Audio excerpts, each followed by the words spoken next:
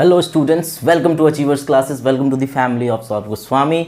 और शुरू करते हैं हमारे टैग लाइन के साथ जो है बिलीव टू अचीव। और आज जो है क्लास 10 का वीडियो नंबर 4 हम लोग डिस्कस करने वाले हैं, जिसमें हम लोग क्वेश्चन 11 से लेकर के क्वेश्चन 20 तक डिस्कशन करेंगे। ठीक है, तो स्टार्ट करते हैं। क्वेश्चन नंबर 11 जैसे कि आप जानते हो सामने ही आपके स्क्रीन पे आता है। तो क्वेश्चन नंबर 11 को देखिए ध्यान से, वीडियो को पॉज करके या थोड़ा सा वक्त लेके क्वेश्चन नंबर 11 को देखिए।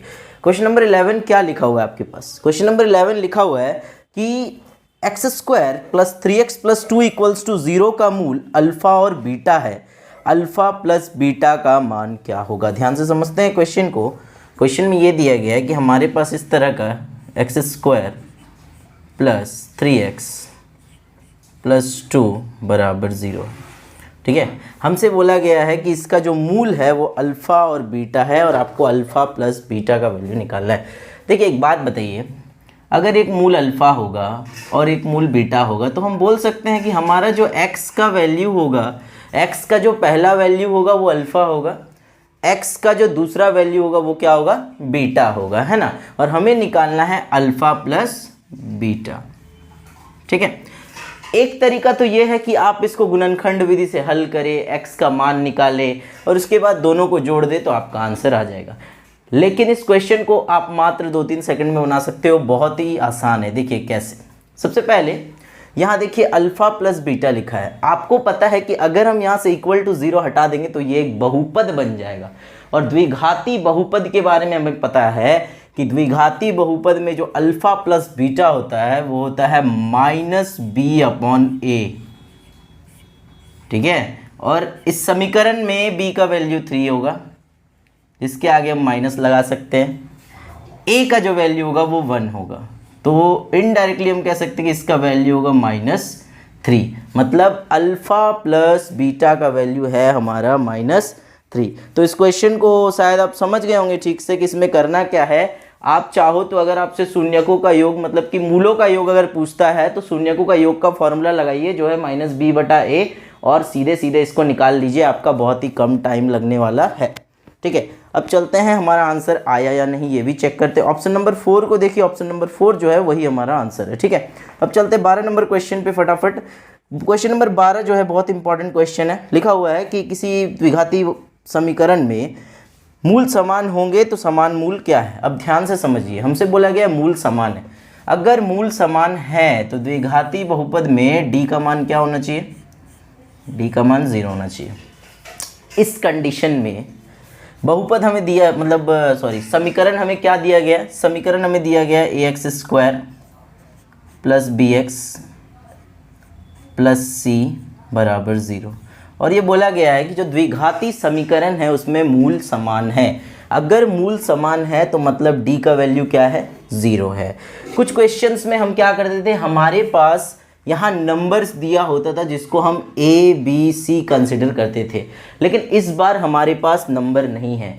हमें कहा गया है x का वैल्यू निकालिए, मूल निकालिए। तो मूल निकालने का द्विघाती सूत्र का फॉर्मूला क्या होता है? x बराबर -b plus minus √d, b² - 4ac का मतलब d होता है बटे 2a। अब एक बात बताइए, आपको ये पता है कि d के जगह पे हम बैठा सकते हैं 0 और 0 का वर्गमूल क्या हो जाएगा? 0। मतलब ये टर्म यहाँ से पूरी गायब हो जाएगा। तो हमारे पास x का वैल्यू क्या आया? x का वैल्यू आया -b/2a। ठीक है, मतलब फॉर्मूला में ba यूज़ होता है और यहाँ b का वैल्यू भी b ही लिखा हुआ है, a का वैल्यू भी a ही लिखा हुआ है, इसलिए हम लोग वैसे ही बैठा दिए हैं। तो हमारा मूल क्या आया? x बराबर -b/a। d क्यों गायब हुआ? क्योंकि d का वैल्यू 0 है। द्विघाती जो हमारा समीकरण है उसमें मूल समान है, मतलब d जो है वो 0 हो जाएगा, इसलिए वो टर्म एलिमिनेट हो गया। ठीक है, इसीलिए हमारा आंसर होगा ये। और 12 नंबर क्वेश्चन जो है इसका आंसर है आपका ऑप्शन नंबर 4। ठीक है, जो कि आया भी है। नेक्स्ट चलेंगे क्वेश्चन नंबर 13 में। लिखा है हमारे पास 3x² - 2x + 1/3। 3x² - 2x + 1/3 बराबर 0। इस द्विघाती समीकरण का विविक्त कर क्या होगा? ठीक है, हम चाहते हैं कि मेरे से पहले आप ये क्वेश्चन बनाओ और कमेंट सेक्शन में इसका आंसर लिखो। अब बताइए d का वैल्यू क्या होता है? d का वैल्यू होता है d बराबर बी स्क्वायर माइनस 4ac। अब b का वैल्यू क्या होगा, b मतलब है -2, दिखाई दे रहा है आपको, b का वैल्यू यहाँ -2 है, तो ये होगा -2 का स्क्वायर -4। a का वैल्यू कितना है, a का वैल्यू 3 है, तो यहाँ पे लिखेंगे 3। c का वैल्यू क्या है, c का वैल्यू 1/3 है, यहाँ लिखेंगे 1/3। देखिए हम कुछ चीज़ें आपको बताते हैं, सूत्र लिखे हैं लेकिन हम a b c बराबर करके एक लाइन नहीं लिखे। रीज़न ये MCQ क्वेश्चन सॉल्व कर रहे हो आप, ठीक है, तो आपको स्टेप मार्किंग नहीं मिलने वाला है, इसीलिए ज़्यादा से ज़्यादा शॉर्ट अप्रोच का इस्तेमाल करेंगे। -2 का स्क्वायर क्या होगा 4, माइनस 3 से 3 कैंसिल हो गया, यहाँ भी आया -4, 4 - 4 अल्टीमेटली कट के क्या हुआ हमारे पास 0। मतलब इसका जो विविक्तकर है d है वो कितना आया, इसका जो d है वो आया 0, जो कि हमारा आंसर नंबर 1 है और ये बिल्कुल सही आया है। ठीक है, अब 14 नंबर क्वेश्चन जो है इसमें भी आपको विविक्तकर निकालना है। इसका आंसर आप निकाल के कमेंट सेक्शन में ज़रूर लिखिए। कुछ बच्चे वीडियो देख रहे हैं लेकिन आंसर नहीं लिख रहे हैं। अगर आप यहाँ से प्रैक्टिस नहीं करोगे तो फिर वहाँ एग्ज़ाम हॉल में डायरेक्ट बनाने जाना, गलतियाँ होंगी, गलत हो जाएगा, और आप जानते हो एक बार अगर फिल हो जाएगा तो दोबारा आप फिल नहीं कर सकते उसको इरेज करके। ठीक है, इसीलिए प्रैक्टिस करिए ज़्यादा से ज़्यादा। नेक्स्ट है क्वेश्चन नंबर 15। क्वेश्चन नंबर 15 भी आपके स्क्रीन के सामने आ रहा होगा। इसमें भी आपको विविक्तकर निकालना है, जो मैं आपको बिल्कुल नहीं बताऊंगा। आपको एक क्वेश्चन हम बता चुके हैं, उसके हिसाब से आपको इसको बनाना है, तो इसको भी आपको क्या करना है, इसको भी आपको कमेंट करना है। ठीक है, अब चलते हैं क्वेश्चन नंबर 16। बिल्कुल सेम क्वेश्चन नंबर 16 में भी आपको कमेंट करके आंसर देना है, क्योंकि ये भी क्या है, विविक्तकर है। ठीक है, नेक्स्ट है क्वेश्चन नंबर 17। ये भी सेम फॉर्मेट है, आपको विविक्तकर निकालना है, तो क्वेश्चन नंबर 17 का भी आंसर कहाँ देना है, कमेंट में देना है। ठीक है, जो वीडियोस को देख रहा है, भले ही व्यूज़ कितने भी जा रहे हों, हर एक मेंबर का ये काम है कि आंसर्स को सॉल्व करके कमेंट सेक्शन में ज़रूर लिखे, ताकि मुझे पता चले कि हम जो काम कर रहे हैं वो थोड़ा बहुत 5% भी सक्सेसफुल हुआ है। ठीक है, आगे चलते हैं क्वेश्चन नंबर 18 पे। क्वेश्चन नंबर 18 लिखा हुआ है कि 2x² माइनस 3x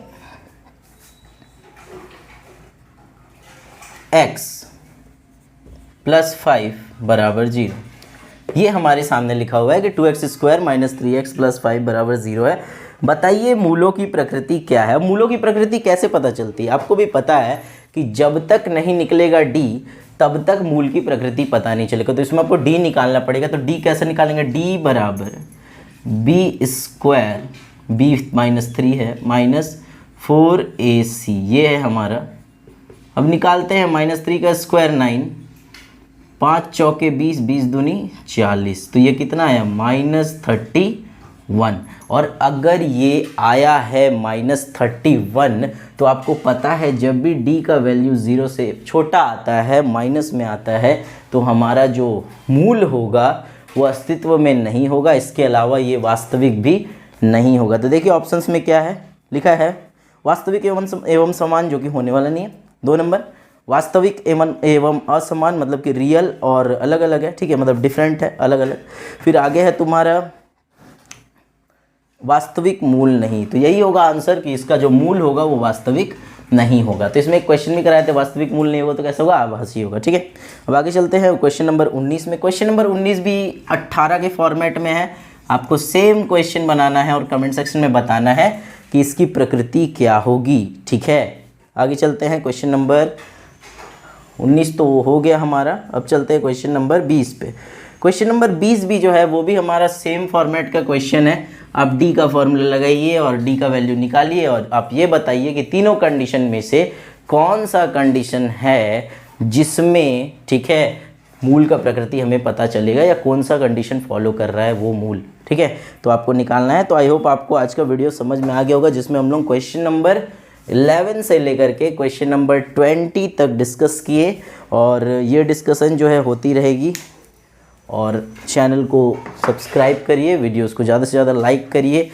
अगर कुछ ना समझ में आए तो कमेंट सेक्शन में लिखिए, हो सकता है नेक्स्ट वीडियो में हम एक्सप्लेन कर दें। ठीक है, और कभी कभी क्या होता है ना कि आप किसी चीज़ को एक बार देखते हो तो हो सकता है कि वो समझ में ना आए, क्योंकि आपका अटेंशन 10% गया है, तो आप उसको थोड़ा बार बार देखिए। ठीक है, आपको क्लियर हो जाएगा। तो इस तरह से हम लोग आज डिस्कस किए हैं क्वेश्चन नंबर 11 से 20। ऑफलाइन बैचेस के लिए, अपनी पढ़ाई को और मजबूत करने के लिए नीचे वाले नंबर पे कांटेक्ट करिए। ठीक है, ऑफलाइन जुड़ोगे तो और भी आपको फ़ायदा मिलेगा। ठीक है, और keep watching my videos. Thank you so much for watching, और लाइक करते रहो, सब्सक्राइब करते रहो, शेयर करते रहो एक दूसरे को, जितना हो सके एक दूसरे को ज्ञान बांटिए। एग्ज़ाम में हो सकता है कि मेरे वीडियोस से आपको बहुत सारे क्वेश्चंस देखने को मिले और मिलेगा भी, क्योंकि हम अपने टैगलाइन में भी और कमेंट सेक्शन, अगर आप प्लेलिस्ट देखोगे तो प्लेलिस्ट में भी लिखा हुआ है कि हम नंबर की गारंटी आपको नहीं देते, हम नॉलेज की गारंटी देते हैं। और अगर आप नॉलेज की गारंटी लेते हो मेरे से, तो आप नॉलेज कंस्ट्रक्शन की गारंटी लेते हो, मतलब आप कंस्ट्रक्शन कर पाओगे नॉलेज का, खुद ब खुद समझ पाओगे कि अगर ये क्वेश्चन ऐसे बन रहा है तो इसका एक एडवांस लेवल क्वेश्चन अगर दिया गया तो उसको भी बनाने में मैं केपेबल हो जाऊंगा। इसलिए हमारे ऑफलाइन बैचेस भी खोले गए हैं और ऑफलाइन बैचेस में चलाता हूँ, ठीक है। थैंक यू सो मच, और ज्वाइन करिए ऑफलाइन बैचेस में, नीचे नंबर दिया गया, ठीक। Thank you.